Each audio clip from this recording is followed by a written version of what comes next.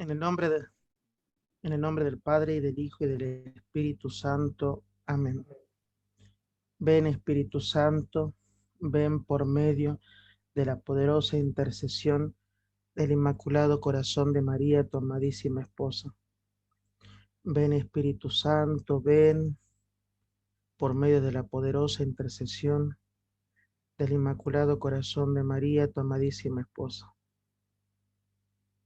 Ven, Espíritu Santo, ven por medio de la poderosa intercesión del Inmaculado Corazón de María, tu amadísima esposa. Te pedimos, Santo Espíritu de Dios, que te derrames en nosotros, que derrames tu presencia, que derrames tu ternura, que derrames la unción del Espíritu Santo para que podamos entender, comprender, para que podamos vivir las enseñanzas de tu palabra y que queden grabadas en el corazón. Ven, Espíritu Santo de Dios, como fuego. Ven, Espíritu divino, ven, ven, ven, acércate a mí. Ven, ven, ven, Espíritu divino, ven, ven, ven, acércate a mí. Apodérate, apodérate, apodérate de todo mi ser. Apodérate, apodérate, apodérate de todo mi ser. Aquí se siente la presencia de Dios, aquí se siente la presencia de Dios. Siento el fuego del Espíritu Santo, siento el fuego del Espíritu Santo, siento gozo, siento paz, siento el amor que Dios me da, siento gozo, siento paz, siento el amor que Dios me da. Aquí se siente la presencia de Dios, aquí se siente la presencia de Dios. Gracias, Espíritu Santo, por venir en nuestra ayuda, en nuestro auxilio. Queremos pedirte que todas estas enseñanzas queden grabadas y guardadas en nuestro corazón. Amén. Amén.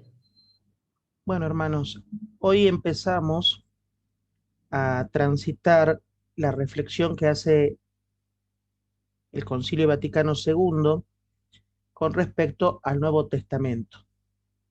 Yo decía el martes pasado que era un día glorioso y hoy no puedo dejar de decirlo también en esta clase del catecismo, perdón, del concilio, apuntando a los 60 años de esa hermosa fecha de la gran apertura del Concilio Vaticano II, pedido, querido, anhelado por el Papa Bueno, por Juan XXIII. Ahora, las enseñanzas del Concilio Vaticano II siempre van en consonancia con algo que es fundamental que nosotros entendamos. Escuchaba yo en estos días a un gran sacerdote haciendo una prédica exquisita, la verdad, el padre Santiago Martín de los Franciscanos de María. Él decía que todo el espíritu del Concilio Vaticano II rondó y ronda en volver a la fuente, en volver a la génesis, en volver al origen.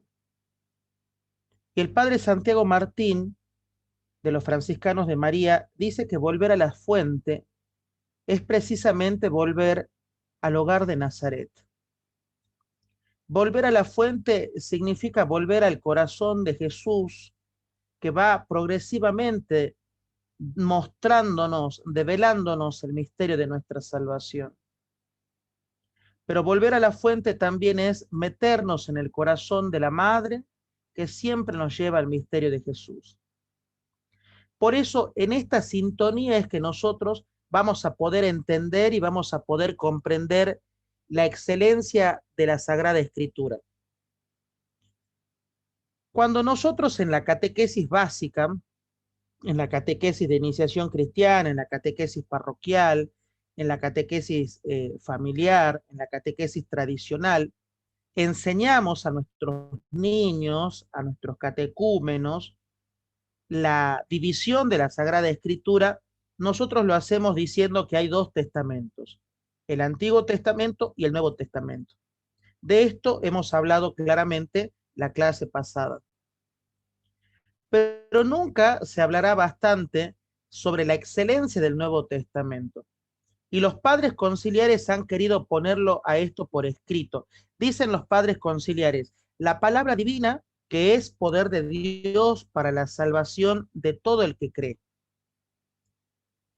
Esta primera oración resume todo lo que venimos diciendo hasta ahora. La palabra de Dios, querida, anhelada, soñada por Dios, siempre va en sintonía de la salvación que Cristo ya ha conquistado, pero que requiere el obsequio de nuestra fe. Miren de bonito lo que dicen los padres conciliares. Se presenta y se manifiesta de manera especial en el Nuevo Testamento. ¿Y cómo es que el Nuevo Testamento va a dar vigor y esplendor a toda la plenitud de la revelación? A partir de la encarnación del Verbo. La encarnación del Verbo, mis buenos hermanos, es la que nos va a hacer pregustar, me gusta mucho esta palabra a mí, es la que nos va a hacer pregustar las delicias de la eterna salvación. ¿Qué significa esto de pregustar? Indudablemente, cuando nosotros pensamos en esta cuestión del pregustar, estamos diciendo que indudablemente nuestro Señor Jesucristo, el Verbo eterno, el Verbo encarnado, trae para nosotros palabras de vida eterna. Nosotros lo decimos cuando rezamos el Ángelus. El Verbo se hizo carne y habitó entre nosotros. Pero, ¿qué son estas palabras que decimos en el Ángelus? Una oración piadosa, una oración mariana, una oración donde hace que nuestro espíritu, que nuestra vida se ponga en oración a la mañana, al mediodía, a la tarde, al caer la tarde. Significa que nosotros le damos gracias al Padre porque el Verbo eterno, el Verbo que moraba en el seno de la Trinidad, se hace carne, se hace uno de nosotros, se manifiesta. Quiere poner su morada en medio de nosotros. Y no solo que se manifiesta, sino que se manifiesta en verdad, en espíritu y en verdad. Los padres del Verbo encarnado, los padres de esta hermosa congregación del Verbo encarnado que tiene su nacimiento aquí en Argentina, dicen muy claramente que cuando el Verbo se encarna, instaura, como ya lo dicen los padres conciliares, un nuevo tiempo. Instaura el tiempo de la redención. La encarnación del Verbo nos manifiesta indudablemente el amor del Padre. Pero la encarnación del Verbo siempre es en orden a ese momento glorioso de la pasión, muerte y resurrección de nuestro Señor Jesucristo. Esto, mis buenos hermanos, que uno lo dice a veces tan rápidamente, es lo medular de nuestra fe.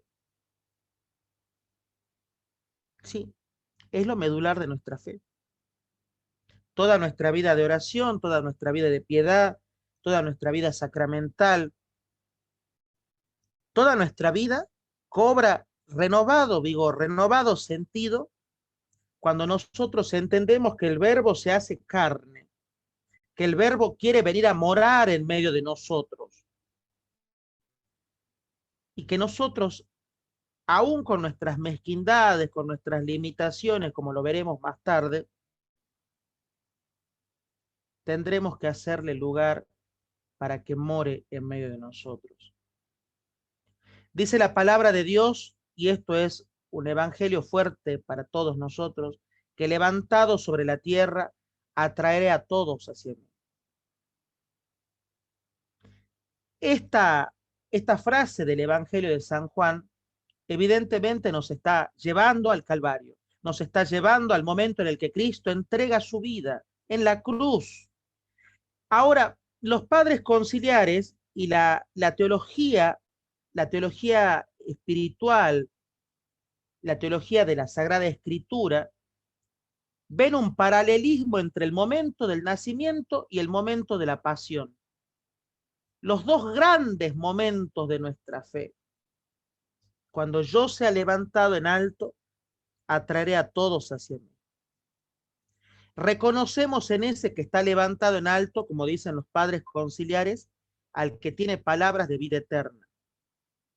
Reconocemos en ese momento sagrado, nos dirá la sagrada tradición, el momento en el que la iglesia nace, el momento en el que el Espíritu Santo engendra la nueva generación de hijos adoptivos de Dios, o sea, nosotros. Y dice los padres conciliares, como es revelado ahora a sus santos apóstoles y profetas en el Espíritu Santo. Miren qué bonito esto. Como es revelado ahora a sus santos apóstoles y profetas en el Espíritu. Quiere decir que la fuerza y el dinamismo que tiene el Espíritu Santo con los apóstoles y con los profetas es una fuerza y es un dinamismo que los sacude y que los invita a proclamar la palabra. Y la proclamación de la palabra no tiene otra consecución que no sea el suscitar la fe del que escucha, el suscitar la fe de aquel que está deseoso, hambriento de Dios. Por eso, mis hermanos, el Nuevo Testamento ciertamente va a ser siempre un testimonio de la vida de nuestro Señor Jesucristo. Lo recibimos así, lo celebramos así, lo proclamamos en cada celebración así, lo proclamamos en los sacramentos de esa forma. Ahora, los padres conciliares han querido trabajar un punto que hasta ese momento era bastante profundo en la meditación.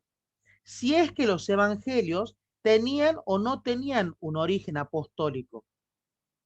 Dicen los padres, nadie ignora que entre todas las escrituras los evangelios ocupan un lugar preeminente, puesto que son el testimonio principal de la vida y de la doctrina del Verbo encarnado. ¿Qué quiere decir esto que nos dicen los padres conciliares? Que ninguno, cuando está haciendo exégesis de la Sagrada Escritura, o cuando está dando un paso más que es la hermenéutica, ninguno de nosotros considera para sí que el Nuevo Testamento no puede ocupar un lugar de excelencia, porque evidentemente lo que nos muestra es la vida, es la enseñanza, es el testimonio del Verbo encarnado que se hace vida para nosotros. Por eso es que la iglesia siempre, dicen los padres conciliares, ha defendido y defiende estos 4 evangelios, que tienen un origen apostólico. ¿Qué significa esto de tener un origen apostólico? Miren, hermanos, cuando nuestro Señor Jesucristo llama a sus amigos, a sus principales seguidores, los llama y les da el nombre de apóstoles.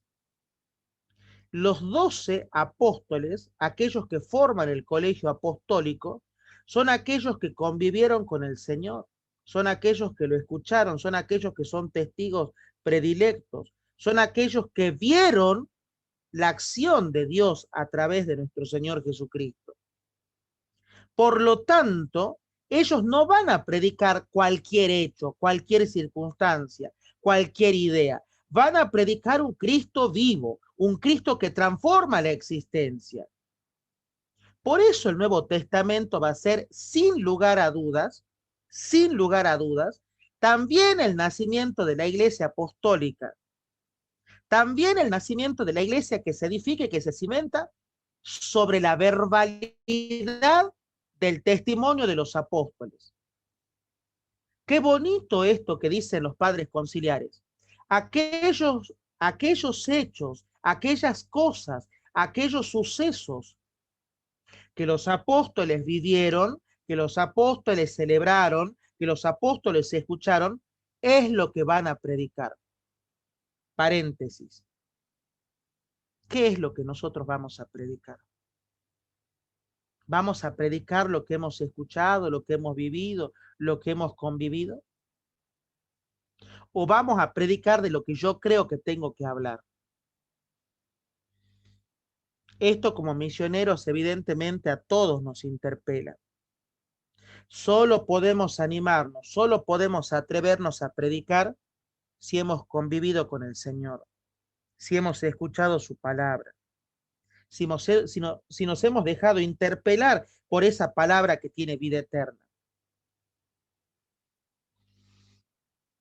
¿Cuántas veces, hermanos míos, las predicaciones, las misiones populares, las evangelizaciones no parten de la palabra, parten de lo que yo interpreto de la palabra?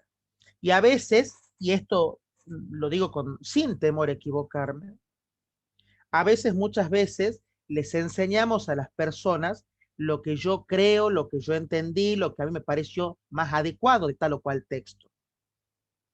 Pero no le enseñamos a las personas a meterse en el texto, a buscar en el texto sagrado el mensaje del Señor para su vida. Muchas veces en el pueblo de Dios está este miedo a encontrarse con la palabra de Dios.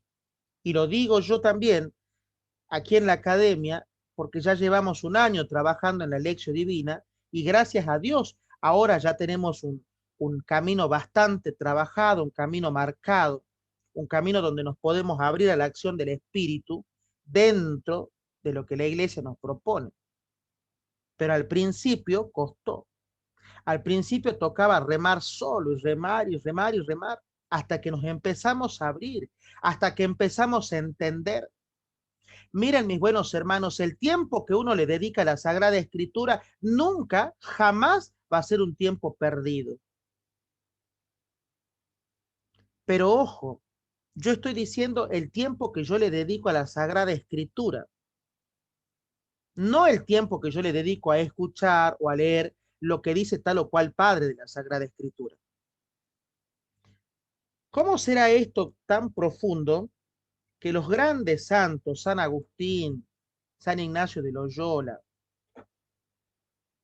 santos tan grandes como Santo Domingo de Guzmán, grandes predicadores, grandes maestros, Santa Teresa de Jesús, que fue la fiesta hace poquito, una gran doctora de la iglesia?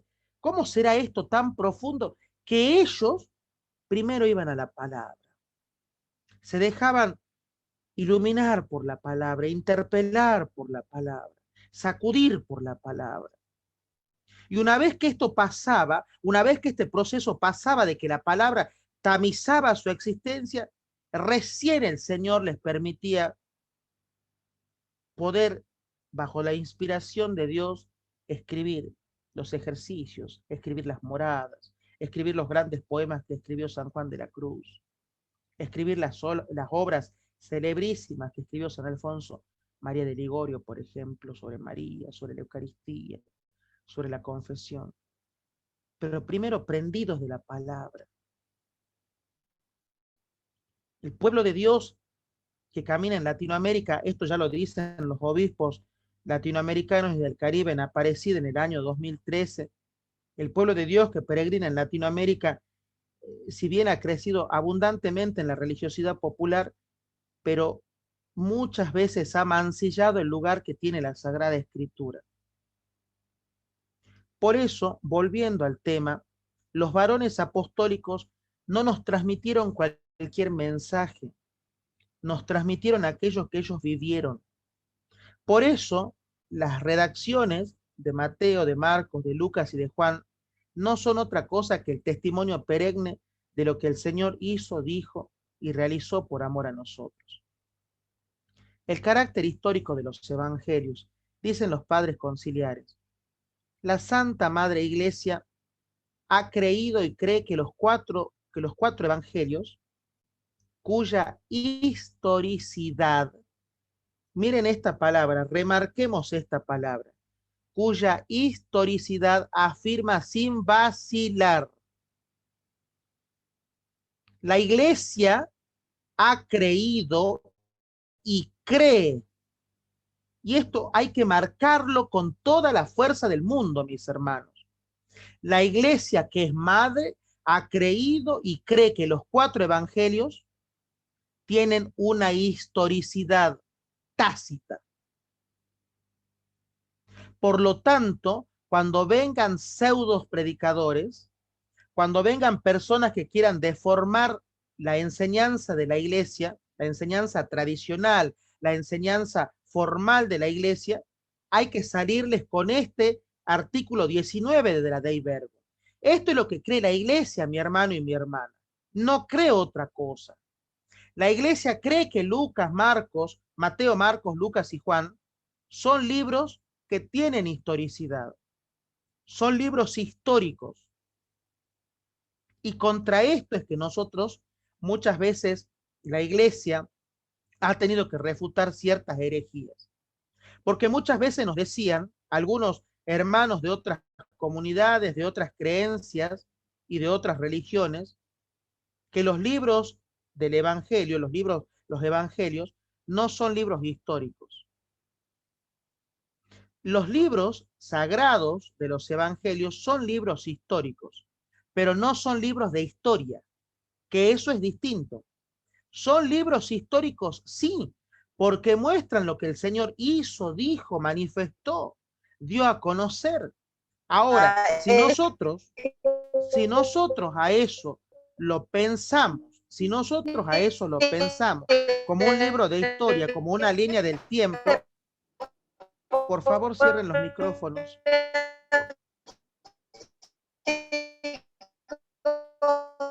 Cualquier cosa.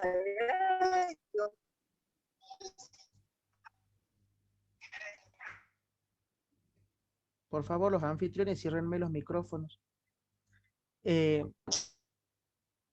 Repito, si nosotros pensamos en las grandes herejías que se han dado, en la herejía calvinista, ¿cuántas herejías se han dado en la iglesia? ¿Cuántos concilios se han tenido que dar? Concilios que no son ecuménicos, ¿no? El concilio de Calcedonia, por ejemplo, el concilio de Nicea. ¿Cuántos concilios se han tenido que dar en la iglesia para que nosotros podamos entrar en esa sintonía y entender que son libros históricos? Que nosotros de verdad proclamamos la Sagrada Escritura que está contenida en estos libros porque creemos que es así, porque nuestra fe está fundada en eso, sino como dice el apóstol Pablo, vana es nuestra fe. Entonces la iglesia cree esto. Cuando venga un hermano protestante, cuando venga un hermano evangélico, cuando venga un hermano de otra denominación y nos critique la historicidad de los libros, mira, hermano mío, hermana mía, la iglesia católica cree esto. Esto lo afirma la iglesia católica. Este es un punto sobre el cual muchas veces a nosotros nos critican porque no estamos formados, porque no damos razones de nuestra fe. Dicen los padres conciliares, comunican fielmente lo que el Hijo de Dios, viviendo entre nosotros, hizo y enseñó.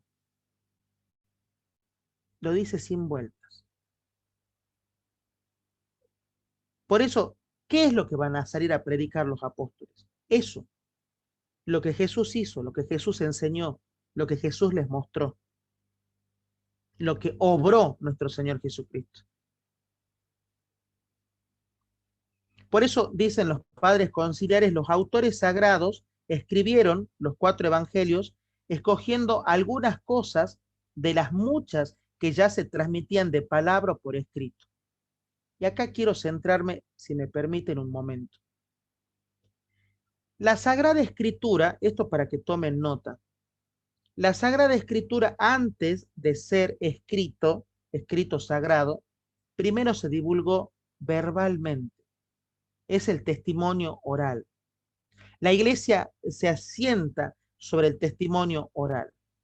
No es que los apóstoles veían que el Señor multiplicaba los panes y ya se ponían a escribir.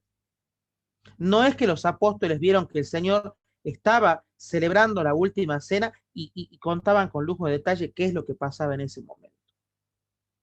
Primero fue una divulgación oral, es el testimonio oral.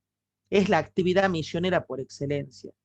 Es la actividad que cautivó los oídos, el corazón, que hacía arder el corazón de los apóstoles que seguían al Señor. Dice, escogiendo algunas de las muchas cosas que ya se transmitían, las fue sintetizando. La Iglesia Católica, cuando ha canonizado estos libros en el canon de la Escritura, ha ido sintetizando, ha ido explicando, ha ido poniendo forma al compendio de la Sagrada Escritura que nosotros tenemos. Pero siempre en relación a la única verdad que es Jesucristo. Miren lo que dicen los padres. Escribieron pues sacándolo ya de su memoria, de sus recuerdos, ya del testimonio de quienes desde el principio fueron testigos oculares y ministros de la palabra, para que conozcamos la verdad de las palabras que nos enseñan. Miren la fuerza que ha tenido el testimonio oral. Miren la fuerza de evangelización. Miren la fuerza de construcción de la iglesia que ha tenido el testimonio oral. Miren las conversiones que se lograban a partir de la proclamación de la palabra por parte de los apóstoles. Y nosotros muchas veces tenemos vergüenza de proclamar la palabra de Dios. Nosotros muchas veces no llevamos con nosotros la Sagrada Escritura y andamos desarmados. Y los apóstoles, que fueron testigos oculares, se transformaron en ministros de la palabra. O como dice Benedicto XVI, ministros de la verdad en la única enseñanza de Cristo. Y en esto yo quiero citar a dos cardenales que para mí son de una riqueza incalculable. El cardenal Robert Sará, que ha sido prefecto emérito de la Congregación para el Culto Divino y la Disciplina de los Sacramentos, y el cardenal William Joseph Levada, que ha sido hace 2 periodos atrás el prefecto de la Congregación para la Doctrina de la Fe. Tanto el cardenal Sará como el cardenal Levada son cardenales que han escrito confirmando, apoyando la enseñanza del Papa Benedicto en su momento sobre esta actitud misionera de la iglesia que debe partir de la palabra, una misión que debe encarnarse en la palabra y que sin la palabra no tiene efecto. Y perdónenme que lo diga con todas las letras, la misión que no arranca desde la palabra no tiene efecto, no convierte, no moviliza las conciencias. No es la devoción la que convierte, no es el meter miedo el que convierte, no es tampoco el mostrar un Dios totalmente amoroso que todo lo perdona y que lo deja pasar. Es la palabra que cala hondo en el corazón del hombre.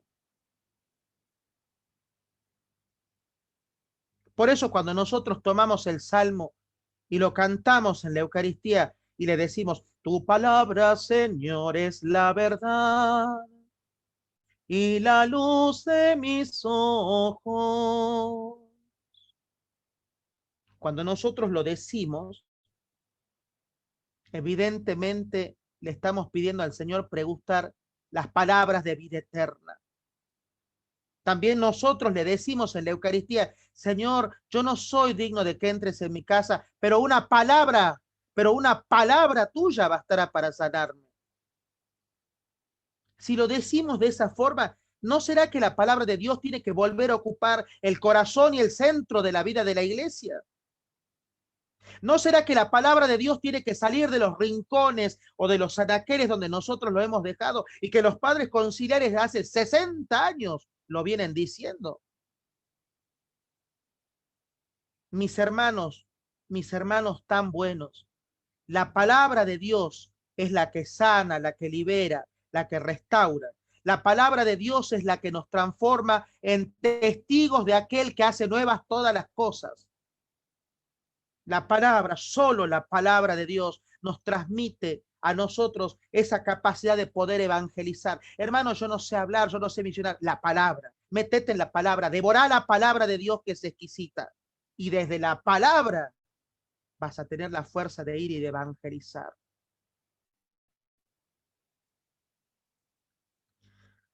Perdonen, muchas veces me apasiono cuando hablo de la palabra. Los restantes escritos del Nuevo Testamento, el canon del Nuevo Testamento, o sea, el índice que vemos al final de la Sagrada Escritura, además de los 4 evangelios, también hablan de las cartas paulinas, las cartas de San Pablo. Hablan de los libros apostólicos que también tienen la inspiración del Espíritu Santo. Los libros que siguen a los 4 evangelios, los Hechos de los Apóstoles, las cartas paulinas, las cartas de Pedro, las cartas apostólicas, siempre, escuchen muy bien esto, siempre van a seguir profundizando ese mensaje central que está contenido en la Sagrada Escritura en los evangelios. Es más, la Iglesia ha tomado de estos libros sagrados la genuina doctrina. Ha podido enseñar a las naciones, a las gentes, los principios sobre los cuales la Iglesia fundamenta su enseñanza. El concilio esto lo tiene muy claro y por eso es que un fruto del concilio es precisamente el catecismo de la Iglesia. Y no solamente el catecismo de la Iglesia, sino que un fruto del concilio también es el Código de Derecho Canónico, que ha sido reformulado también por pedido de Juan 23. Alguna vez hablaremos del Código de Derecho Canónico, un libro que es tan importante entender, por lo menos aunque sean algunas pinceladas, pero es importante entender. Hermanos, dicen los padres conciliares que el Señor Jesús estuvo con los apóstoles, como les había prometido, y les envió el Espíritu Consolador.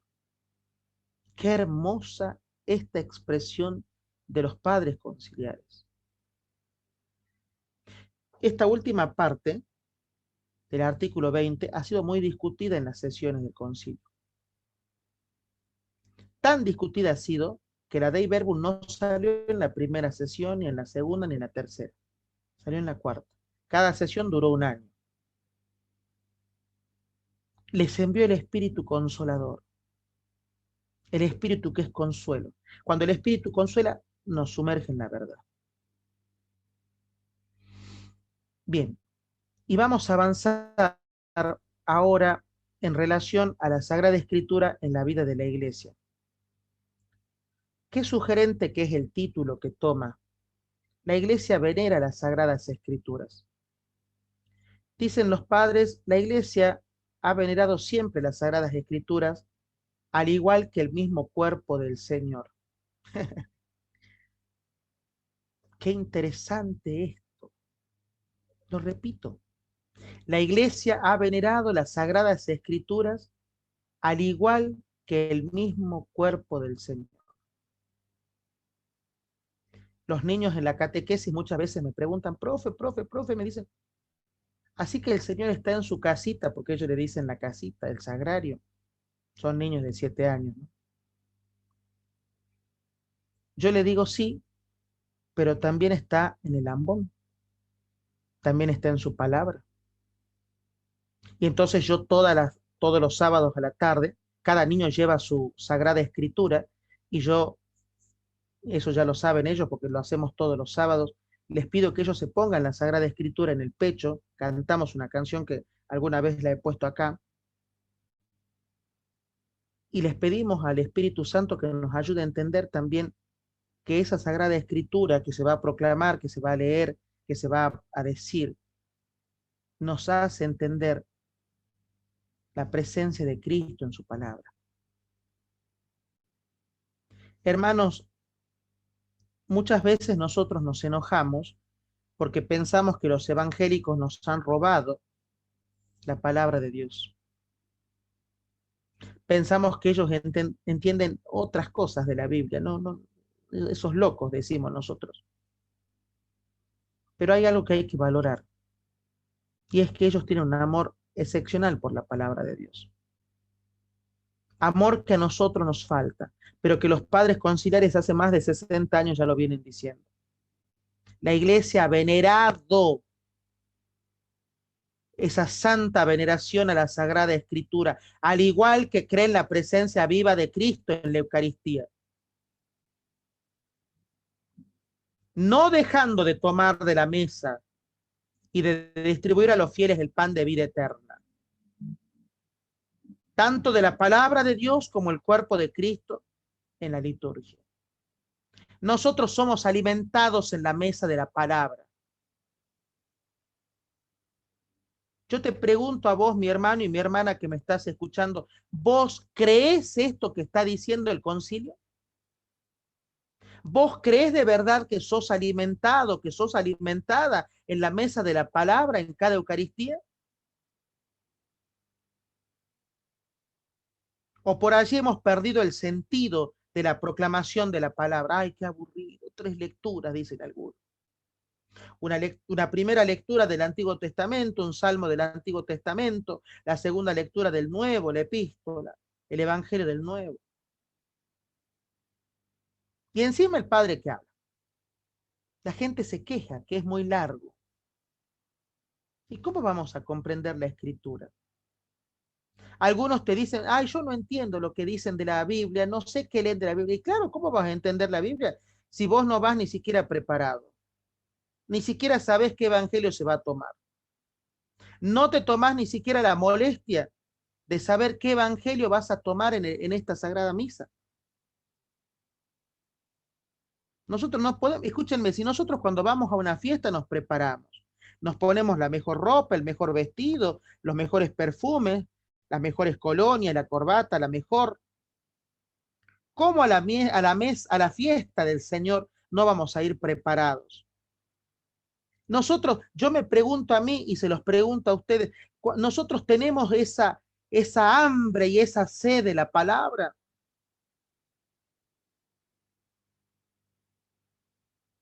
Tenemos esa hambre y esa sed de su palabra. Tenemos esa hambre y esa sed de la palabra de vida eterna. Yo me lo pregunto a mí, hermanos. Yo me lo cuestiono yo mismo si tengo esa hambre y esa sed de la palabra. Cuando uno llega del trabajo cansado, cuando uno llega agobiado, cuando está hasta aquí de problemas, tengo esa hambre y esa sed de esa palabra. Tengo hambre de ti, de tu presencia, de tu fragancia, De tu tu poder. poder. Cántalo, cántalo. Tengo hambre de ti, de tu presencia, de tu De tu fragancia, fragancia, de tu de tu poder. poder. Hambre que duele, que Que debilita, debilita, que que desespera. desespera por ti. Tengo hambre de ti, oh, oh, hambre de ti, Señor Jesús. Decirlo en tu corazón, a ver un ratito. Yo sé que no es el momento de orar, pero decirlo en tu corazón. Tengo hambre de ti, de tu De tu palabra, de tu presencia, de tu poder, amor. Hambre que duele, que que debilita, debilita, que que desespera desespera, hambriento por por ti. ti. Oh, hambre de la palabra. Alguna vez me tocó dar algún curso de liturgia y como primera cosa, como primera recomendación, yo les decía a los hermanos, agarren un libro de la Sagrada Escritura, un libro, y devórenlo, devórenlo. Y después de que hayan devorado ese libro, recién vamos a empezar a ver el cáliz, esto, aquello, los ornamentos. pero devórate un libro de la Sagrada Escritura, porque saben que la Sagrada Liturgia tiene su corazón en la palabra. Eso lo vamos a ver después cuando trabajemos Sacrosanctum Concilium. La Sagrada Tradición tiene su asiento en la Sagrada Escritura. La Sagrada Escritura es dice acá los padres conciliares, es la regla suprema, porque la Sagrada Escritura todos entendemos que está inspirada por Dios, está escrita de una vez y para siempre. La Sagrada Escritura comunica inmutablemente la palabra de Dios y hace, escuchen esto, ¿no? Y hace resonar la voz del Espíritu. Amén. Hay que decir a esto. La Sagrada Escritura hace resonar la voz del Espíritu Santo. Amén. A veces nosotros nos pasamos en los grupos de oración, ven, ven, ven, y cantamos tantas veces, ven, ven, ven, y no vamos a la palabra. La palabra, dicen los padres conciliares, es el lugar donde se hace resonar la voz del Espíritu, donde habla, a mí me gusta mucho el Apocalipsis, que no es un libro de miedo, entre paréntesis, sino que es un libro de gran esperanza, porque el Espíritu le habla a las iglesias, le habla a la comunidad, porque el Espíritu le habla a esta comunidad que tiene miedo, que está aprisionada. Por eso nosotros tenemos que tener esa hambre de la palabra. Hambre. Los apóstoles, los padres apostólicos, los obispos, la iglesia, los sacerdotes, en la misión de la predicación, no lo hacen sino nutridos por la Sagrada Escritura, regidos por la Escritura. Si nosotros pensamos, a ver, la teología moral, ¿dónde hunde sus raíces? En la Sagrada Escritura. La teología sacramental, ¿dónde hunde su fundamento? En la Sagrada Escritura. El tratado de Dios uno y trino, ¿dónde hunde sus raíces? En la Escritura. La teología de la revelación, sin más que decir, en la Escritura. El Código de Derecho Canónico, que es la norma de la Iglesia, las leyes de la Iglesia, ¿dónde nacen? En la caridad que está fundada en la Sagrada Escritura. Por eso, mis hermanos, dicen los padres, la eficacia que radica en la palabra de Dios es verdad, apoyo, vigor de la Iglesia. Yo me pregunto ahora para mí, Leandro, y ustedes tómenlo si quieren. Para mí, que soy iglesia también, ¿la Sagrada Escritura es verdad? ¿La Sagrada Escritura es apoyo? ¿La Sagrada Escritura es vigor? Porque si no, ¿qué clase de miembro de la iglesia soy si la palabra para mí no es verdad, si la Sagrada Escritura no es apoyo, si la Sagrada Escritura no es vigor, no es fortaleza, no es alimento, no es agua pura, no es fuente perenne de la vida espiritual? El Papa Francisco tan fuertemente lo dijo hace dos semanas cuando canonizó a Artemide Sati, el tercer santo argentino, de feliz memoria, que Artemide Sati fue un enfermero santo, pero porque entendió la palabra, porque entendió lo que nos dice Fray Paco los lunes, entendió la misericordia como fundamento de la palabra, porque entendió que la vida espiritual, y en esto voy a tomar el tratado de la vida espiritual de San Francisco de Sales, lo cual se los recomiendo leer porque es hermoso. Entendió que la palabra de Dios es la fuente de la vida espiritual. Vos querés crecer en la vida espiritual, anda a la palabra. ¿Querés crecer en una vida de intimidad con Dios? Anda a la palabra. ¿Querés crecer en una vida de silencio? Anda a la palabra. Déjate hablar por la palabra, no por mí, no por el padre Héctor, no por no por aquello, no por nadie. Anda a la palabra. Ojalá yo me muera y en mi lápida pongan, amó la palabra. Sería hermoso, ¿no? Amó la palabra. Deseó la palabra.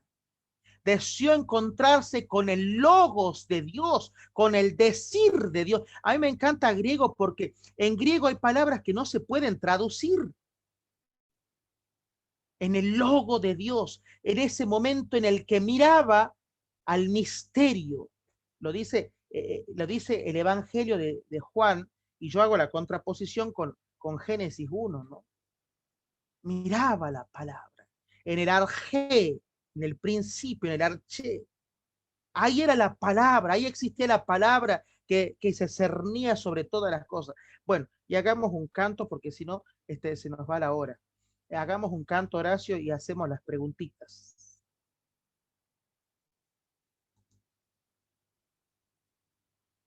Horacio, ¿estás? Ahí está. Una mujer entre el pueblo, oyendo a Jesús, exclamó: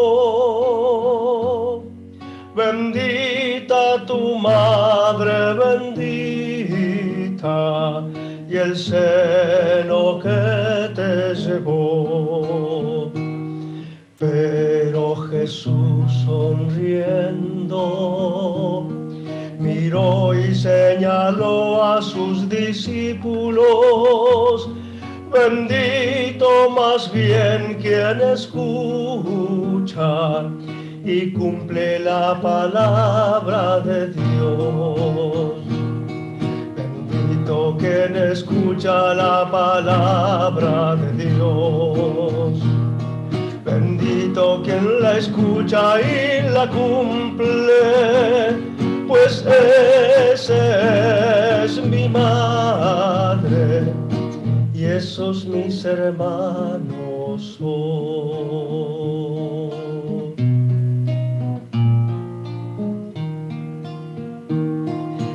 Hágase en mí tu palabra, pues soy la esclava del Señor, y nadie escuchó como ella, ni supo vivirla mejor.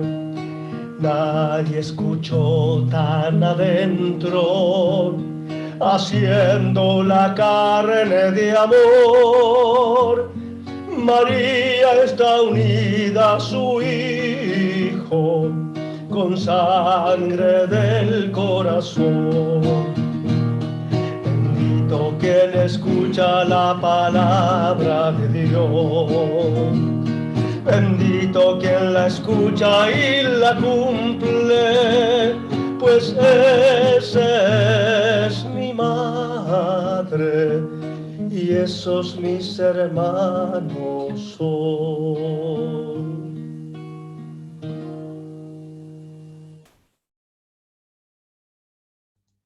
Bien, vamos a pasar al momento de las palabras, de las preguntas, a ver. Hermanita Dulce Robles, si gusta abrir su micrófono, por favor. Sí, buenas noches, hermano Leandro. Yo tengo una pregunta y bueno, si me pudiera dar un consejo. Yo soy catequista de niños adolescentes, de niños de 13 a 15 años. Pero ahorita usted mencionó que usted a veces le recomienda a las personas que lean un libro de la Biblia. Entonces, yo, bueno, desde que empecé el ciclo escolar de catecismo, yo he tratado de trabajar con los niños con la Biblia para que Bueno, la lean. perdón, ahí vamos a hacer una parada antes que siga hablando. Primero, la catequesis no es un ciclo escolar. La catequesis nosotros tenemos que siempre sacarlo de lo que es la escuela. La catequesis, eso yo lo trabajo mucho, no lo digo por usted, no solamente, lo digo por todo. O sea, la catequesis no lleva el ritmo de la escuela. No, los chicos no deben ir a la catequesis a encontrarse con la maestra que está explicando, que habla, que escribe, y nosotros escribimos en el cuadernito, y que si no hace la tarea no va a ser el sacramento. No, no. La catequesis es un encuentro con Dios. Ahora, y acá no quiero que se agarren de los pelos o que después me critiquen algunos que son muy conservadores acá. La catequesis tiene 100.000 recursos para que se dé el encuentro con el Señor. Yo no le puedo dar una receta, pero hay 100.000 recursos para que se encuentren con el Señor, menos escribir como loros, o mejor dicho, escribir y repetir como loros lo que le decimos. Porque el chico que va a la catequesis y que repite como loro las oraciones no vuelve más, no vuelve más. Y ustedes podrán decir, pero ¿cómo si es la acción de Dios? Sí, es la acción de Dios, pero Dios que nos inspira a nosotros nos pide que seamos creativos. Ya, miren, Esto ya lo decía Juan Pablo II. Tenemos que tener un nuevo ardor en la catequesis. Y nosotros seguimos dando la catequesis, bueno, no todos, pero muchos catequistas siguen dando la catequesis de hace más de 50 años con las 100 preguntas. Ya no ponen pregunta 1, 2, 3, 4, 5, 50, 70, ya no ponen así, pero ¿qué es eso si no dar lo mismo, nada más que en vez de dar una pregunta dan 10 por encuentro? No. Miren, hay una cosa, perdónenme, ¿no? Pero hay una cosa que yo siempre digo, es, los programas de catequesis tienen que ser, lo primero, enseñar a las personas a orar, a rezar. Eso Que, es lo que me... que el niño aprenda a rezar, porque si no aprende ahí, no lo va a aprender de otra forma. Sí. Después que aprenda a vivir la vida sacramental. ¿A mí de qué me sirve que el niño de 7 años se sepa toda la historia de la salvación? Que haga una línea del tiempo, dibujito, hermoso, está perfecto. Pero ¿de qué me sirve eso si el niño no ora? Si el niño no se prepara para la comunión, o sea, para la comunión cuando ya pueda comulgar. ¿De qué me sirve eso si el niño no sabe ni qué es ir a visitar la casita, como yo les digo? Cuando yo le decía a usted y a todos de leer un libro, estoy hablando de los agentes de pastoral, ¿no es cierto? De los que podemos y tenemos la capacidad de ya poder leer un libro. Ah, Un sí, niño, un niño no tiene la capacidad de leer un libro todavía. sí. Bueno, mi pregunta era eso, o sea, no te formulaba la pregunta. Lo que yo quería expresarle, o no sé si me di a entender, es que, por ejemplo, desde que empezamos el catecismo, yo he tratado de llevarlos al Santísimo, a tener un ratito de encuentro con el Señor, de leer, empezamos con el Génesis, de lo más esencial del Génesis, pero yo decía, bueno, a lo mejor les puedo encargar que lean, no sé, a lo mejor un pedacito de un librito de la Biblia, pero yo decía, pero ¿cuál les recomiendo? ¿Cuál sería el adecuado a ellos en el que ahí ellos empiecen a sentir esa cosquillita por la oración, por sentir ese encuentro con Jesús, ¿verdad? Porque a veces uno quisiera transmitirles lo que uno siente cuando tiene ese encuentro con Jesús en la oración, pero pues ellos están chiquitos, ¿verdad? Chiquitos porque son adolescentes, pero ¿cómo los puedo así como que empujar un poquito? Yo no soy de esos catequistas de grabes el credo y eso, no.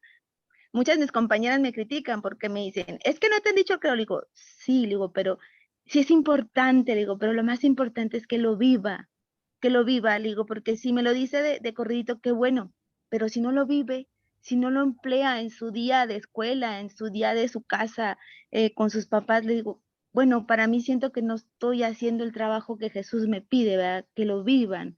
No sé si estoy mal o estoy bien, pero yo le pido mucha luz a Dios que me guíe para poder guiar a esos pequeños que me han encomendado, ¿verdad? Porque al final de cuentas, pues Él me los ha dado y digo, Señor, pues guíame para guiarlos. Mm. Está bien lo que dice, ¿no? Pedirle al Espíritu Santo la iluminación necesaria para poder guiar, para poder Sí, acompañar a los niños. Dios nos regala a los catequistas, más con este nuevo ministerio de la catequesis que el Papa Francisco nos ha regalado a la Iglesia, eh, Antiquum Mysterium, eh, esta necesidad de, de- de presentarle al Señor los corazones de estos niños. Yo tuve hace 2 semanas las confirmaciones de los niños que me tocó preparar, ¿no? Y yo les hice repetir como loros, desde el primer día que agarré la confirmación con ellos, una canción al Espíritu Santo. El otro día le mandaba unas fotos a Mariela, ¿no? Eh, ellos estaban en el Santísimo y cantaban con un amor esa canción, porque lo sentían, porque sabían que iban a recibir una fuerza de lo alto, porque sabían que la palabra, Hechos 2, se iba a cumplir en ellos. Porque para mí el encuentro de catequesis tiene su centro en la palabra y después obviamente en la Eucaristía, que celebramos la misa con los niños. Nosotros en la iglesia muchas veces nos han enseñado una catequesis del rigor, de un Dios castigador, de un Dios lejano. El Dios del Antiguo Testamento, dicen algunos sacerdotes que son dirigentes de la catequesis, y no lo hemos pasado al Dios del Nuevo Testamento. Que pase a un Dios del Nuevo Testamento no significa que sea un Dios que le da todo lo mismo. No estoy diciendo eso. Pero ¿cuándo sembramos el amor de Dios? ¿Cuándo nosotros hacemos gustar y pregustar a las personas de ese amor tan tierno, tan dulce? De un Dios que es caballero, que no violenta nada.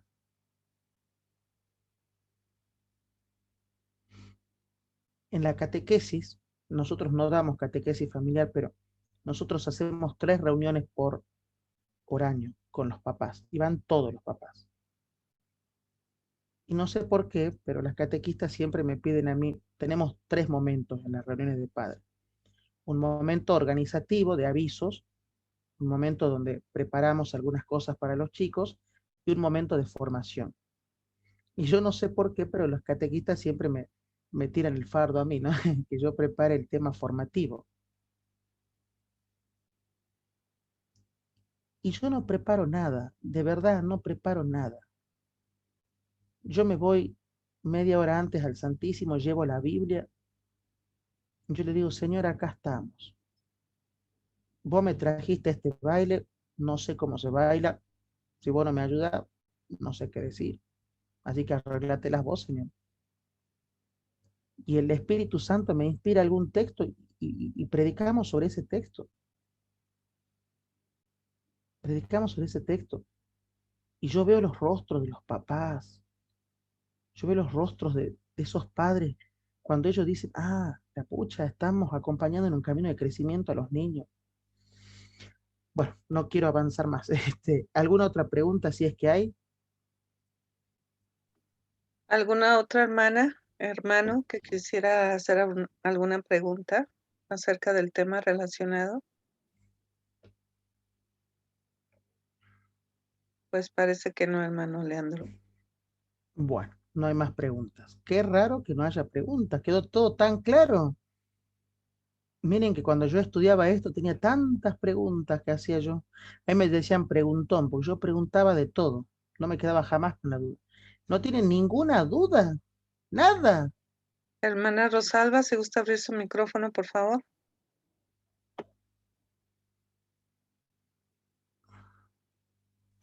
Buenas noches, hermano Leandro. Buenas Y noches. mire, yo tal vez sea una pregunta tonta, pero tengo, ahora sí que me confundí, porque la Sagrada Escritura es toda la Sagrada Escritura y la tradición es lo que nos enseñaron los apóstoles especialmente, o cómo lo distingo bien, cómo lo puedo entender bien, qué es la Sagrada. Yo sé que la Sagrada Escritura es toda la Biblia, toda, pero, no, pero la tradición, yo sabía que era la que se transmitían de forma oral, este, eh, desde antes, o sea, desde tiempos, desde el Antiguo Testamento, pues, hasta el Nuevo Testamento. Ya después del Nuevo Testamento, ya fue lo que hicieron los apóstoles, ¿verdad? Los evangelios y todo eso. No sé si estoy bien, si me puede explicar. Muchas gracias. Gracias, Rosalba. La Sagrada Escritura, tanto en el Nuevo como en el Antiguo Testamento, se transmitió en primer lugar a partir del testimonio oral.